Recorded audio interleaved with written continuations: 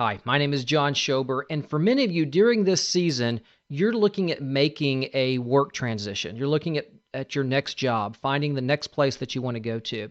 And there's a lot of confusing information out there about how to have a successful job search. But what I want to do is I want to talk today about making the right connections. Really, the way that you're going to find your next job is by making those right connections. So, very quickly, is this you? Are you someone that was recently laid off, or you need to find a job in a new city? Either you've moved or maybe your spouse has moved and now you need to find another job, or you're just bored at your current work, or you've reached the ceiling in your current industry, your current employer, and need to find new opportunities. Or maybe you're a senior executive that needs to start a confidential job search. You don't want the rest of the organization to realize that you're beginning to look.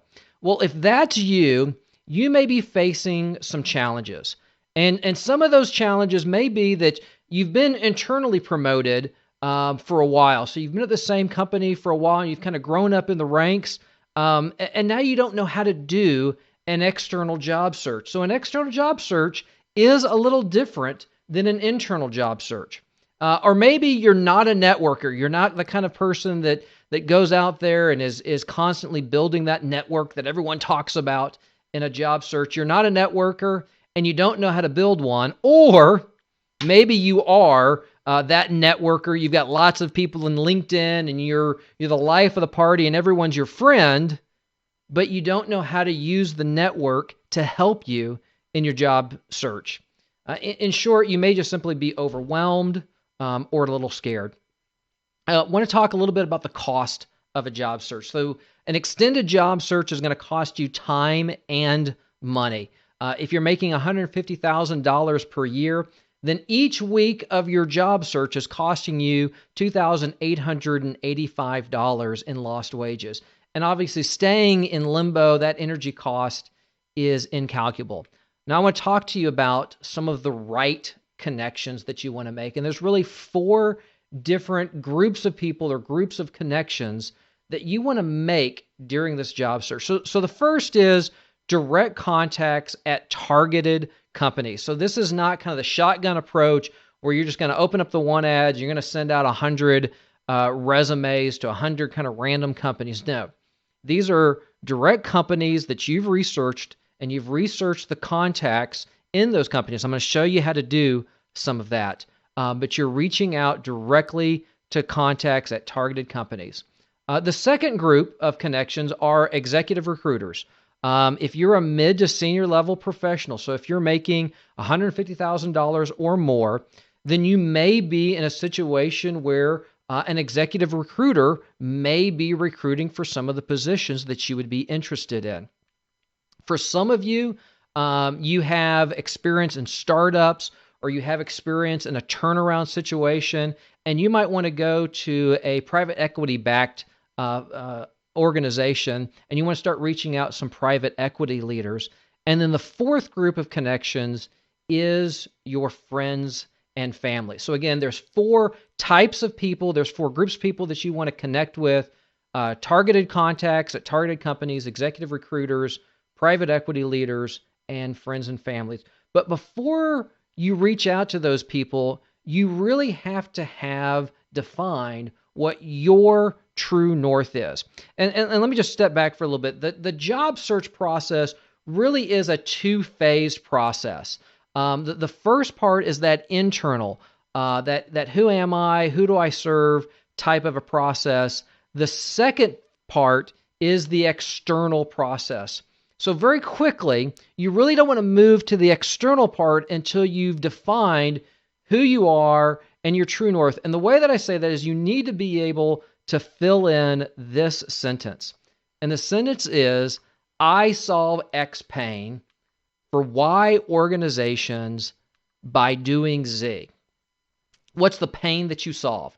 At the end of the day, that's the only thing that matters. The only reason you're hired for your current job and the only reason you're going to be hired for your next job is you solve a pain. And by the way, the only thing that matters in regards of your compensation is how big of a pain that you solve. And you may solve the exact same pain for company A as company B, but company B may value that more and pay you more for doing the same thing that you're doing for A. So you have to be real clear on what's the pain that you solve, because that's why you get hired and that's why you get paid what you are paid. The second part is for why organizations. What kind of organizations do you want to work for? Are you looking for a small startup, a Fortune 100 publicly traded company? Do you want to work from home? What does that organization look like? The way that I kind of describe it is, what kind of pond do you want to swim in? What kind of fish are you? Are you a saltwater fish or a freshwater fish? And then by doing Z. So what exactly do you do? And you need to be able to articulate that. And I would even sort of have as a bonus here. So I solve X pain for Y organizations by doing Z. As a bonus, add in, and here are my results. So what have you been doing for the last 5 or 10 or 20 years? What are the results that you've had on how you have helped organizations solve the pain that they have? Now, getting into making the right connections, this is all about building top of mind awareness. So if you're just kind of looking at LinkedIn and finding open positions, you're really not scratching the surface on what's available. You're certainly going to be competing with a lot of other people that are doing that. What you want to do is you want to be able to come in and find that 80% of the market, that hidden job market. And you want to do that by developing an outreach method that builds top of mind awareness. So you're going to find that targeted contact. And again, we'll kind of walk through each of those organizations, and you're going to touch them 3 to 5 times. And here's what I mean by that. The first thing you're going to do is you're going to send an introduction letter. And I do mean letter, like piece of paper. Let's see if I have one of these things here. Yeah, I think so. Like piece of paper, letter. You're going to send an introduction letter to that targeted contact by mail. It's going to give a brief summary of who you are, and basically it's just going to set up, they're going to start hearing more about you. Again, you have to remember that you are now in marketing, and you are marketing you for your next opportunity. And so you have to have a marketing campaign, and that's what we're going to be doing. And the next thing that you're going to send is you're going to send a pain letter and a resume. Now, I specifically say pain letter, not a cover letter, because this is all about driving that pain. I solve X pain in your resume. And by the way, if your resume kind of looks like this, if you're trying to write a resume that is, keyword focused, and you want some AI,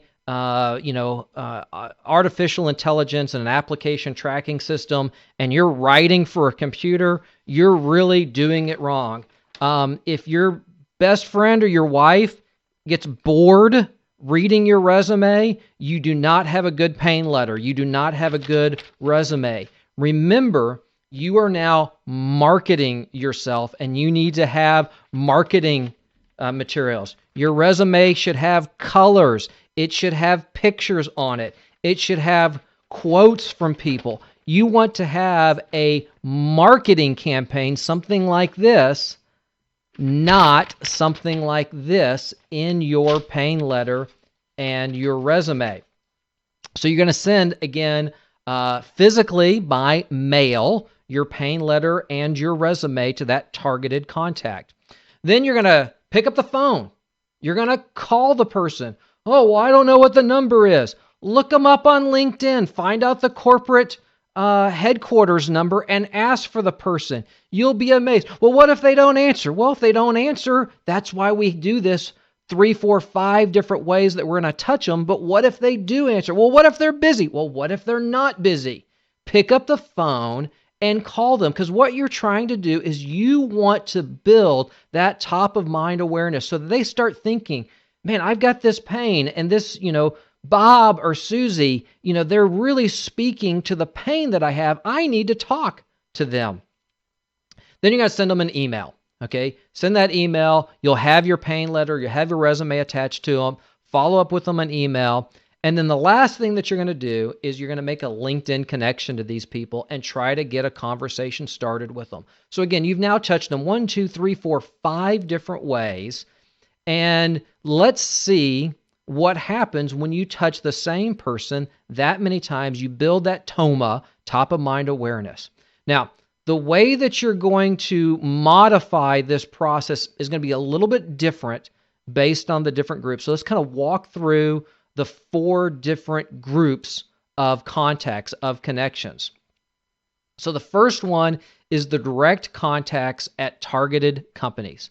So again, you want to identify 30 to 40 specific companies that you're interested. These are your why organizations that you want to work for. They're the right size, they're the right industry, they have the right culture. Whatever it is that you define as being the type of organization you want to work for, you need to identify 30 or 40, not 100, but not 3 or 4, 30 to 40 of them. Now, where can you identify them? For a lot of people in the major metropolitan areas, you can use bizjournals.com to identify those prospective companies. Again, I'm using this phrase. It's a marketing phase. Prospective companies. You are finding those companies that may have the pain that you can solve so that you can prospect them to see if they will hire you. Now, once you've identified the companies, you can use LinkedIn to identify the specific contacts. Well, I don't know who it is. If you don't know who it is, aim high. Send this information to the CEO, to the COO, the CHRO. When in doubt, aim high. Okay? Again, what does it hurt? They will 9 times out of 10, if you're speaking the kind of pain that the organization has, these people will move and forward your information to the right person for you. Okay, so now you've got the CEO handing your resume to the senior manager saying, hey, go talk to Susie about this. So aim high, and you're building your top of mind awareness with this introduction, the pain letter, the phone call, the email, and the LinkedIn. Now, your executive recruiters, a little bit differently. You're still going to identify 5 to 10 executive recruiters in your targeted area. You can still use business journals, bizjournals.com to identify those executive recruiters in your area. Now, the thing that you need to know about executive recruiters is they really run hot or cold. They're either recruiting for your type of position or they're not. If they are, they're going to be very much keyed to process you and reach out to you, connect to you. If they're not, they'll be polite, they'll be nice, but really they find people for jobs, not jobs for people. So if they happen to be recruiting for your kind of job, that's great and wonderful. If not, it's always good to kind of build your network. But just understand that at the end of the day, companies hire them to find people for jobs. They do not find jobs for people. Now, when you are reaching out to executive recruiters, you want to target the partners or the consultants that are at the firm. These are typically the senior managers at the firm. These are the ones that are typically interacting with the client, with the employer, and really have the best understanding of what's on the roadmap, what type of jobs are going to be coming up they're going to be searching for, and what they're active on. So kind of target your information to that partner, senior partner, consultant, senior consultant. And you can sort of modify the TOMA. You can modify this top of mind outreach. You don't need to do an introduction letter. Okay, again, they want your pain letter. They want your resume. You really don't need to make the phone call. So just send them your pain letter and resume, and then follow up with them on email and on LinkedIn to try to get that conversation, make that connection.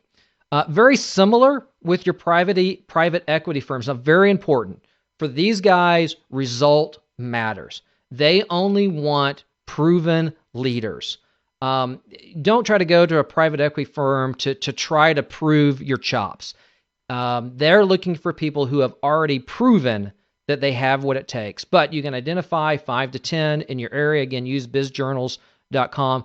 Do your homework. How would you fit into their current portfolio? Again, look at their portfolio, look at the type of pains that those types of companies have, and how would you fit into that? Now, you probably want to target the partners at the private equity firms. Again, they're going to be the ones that are most in tune with the management teams and the needs of their portfolio companies.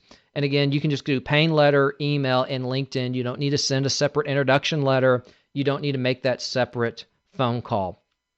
The fourth is the friends and family. Now, your friends and family can really help you define what your true north is. These may be colleagues. They can help you remember about those dragons that you slayed back in the day. And so once your true north is defined, you want to help your friends help you. So tell them what you're looking for and make it easy for them to make introductions. Again, these may be your best friends. They may love you to death, okay, but all of them are very, very busy. And the minute they get off the phone with you or the coffee or the whatever, they've got a million other things that they need to do. So you need to make it real clear, hey, these are the companies I'm looking for. Better yet, this is a specific company I'm looking for. Ask them for LinkedIn recommendations. This is an extremely powerful tool. So if you've got an old colleague that you've worked with, and you're connected on LinkedIn and you're reconnecting during this job search, ask them for those LinkedIn recommendations. Now, a powerful recommendation combines both good guy and specific results. So you want something like, hey, John's a great guy. He's a wonderful friend, but he's also, I remember when he helped me slay the dragon back at Dell. That's what you want. You want something that has both of those components. You're a good guy and you have specific results. In many cases, go ahead and type out the framework. So after you've kind of reconnected with someone, kind of type that recommendation out for them and say, hey, would you mind writing a recommendation? I've drafted this. Again, 9 times out of 10, they're going to take what you just typed for them and either, just, yeah, sounds great, or maybe make a slight revision to it. Make it easy. Make it easy for your friends and family to help you. And this is also very important. Be respectful of their time.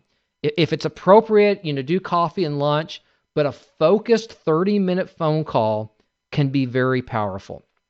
So if you've gone through this process and you've looked at these 4 different types of connections, what are the expected results that you can look forward to? So you've identified 40 to 60 targeted contacts. You've touched each one of them 3 to 5 times with physical mail, with phone calls, emails, LinkedIn. You should expect 4 to 6 conversations. Now, you're not going to get 50 conversations. You're looking for 4 to 6 high-quality conversations, job-focused, Payne-focused conversations. Now, what if you don't get that? What if you say, hey, John, I've done this targeted research. I've reached out to these people. I followed the process. I touched each one of them 3, 4, 5 times. But man, all I hear is crickets. Nobody's calling me. I don't know what's going on. Well, really, it can only be one of 2 things. Either one, your Payne doesn't resonate with them. So maybe you're talking to the wrong person. So maybe you have kind of missed the organization. So look at that organization. Are you talking to the right kind of leader? Is that Payne resonating with them? Or is that just simply a pain that they don't have? Again, people can have the same thing. Organizations can have the same pain, but they value one over the other. And so your Payne is just simply not resonating with them. So maybe you need to look at different organizations, reassess your Payne statement. Now, the other thing is maybe you just don't look credible. Okay, if you're a 24 years old, right out of college, and you're making all these grand claims, and they're looking at your resume, and you've just worked at Pizza Hut, well, you don't look credible. Okay, your resume is not matching. Now, I say aim high. I say use all of those things, but be truthful. Okay, don't lie. Don't exaggerate things. Because if you don't look credible, if they kind of look at that resume and they have to kind of scratch their head and go, that doesn't sound like the right path, that doesn't look like the right path, you may not appear credible. You may need to rethink how you are presenting yourself, how you're branding yourself. So what do? Well, I help mid to senior level professionals accelerate their career growth in 90 days. Real quick, I work with people that are struggling to get started or they're stalled in their job search. I work with people that need help finding that hope and really articulating the clear vision for themselves and for their future. And I help people kind of organize their work history in a way that they can discover all of the highly valuable things that they offer for businesses in their area where they're looking.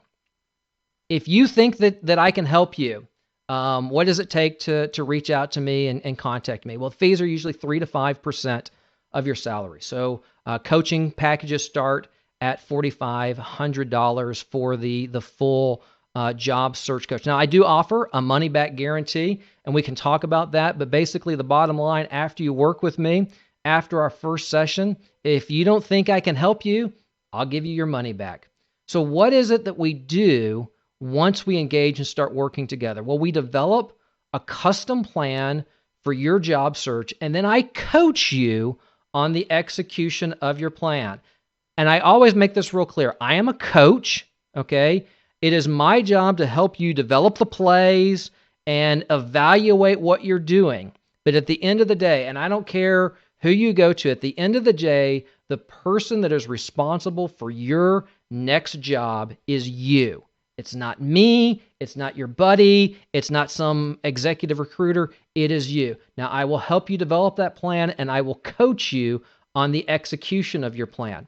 So if that sounds like something that would be helpful to you, you can email me at john@maximizeothers.com and just say schedule a virtual cup of coffee. So we'll meet over the phone, 30, 45 minutes, get to know each other, understand the details of where you are, and if it makes sense for us to move forward, I'll provide you a custom proposal, and we'll kind of go from there. So I hope you found this helpful. I hope that it really enables you to make the right connections so that you can have a successful job search.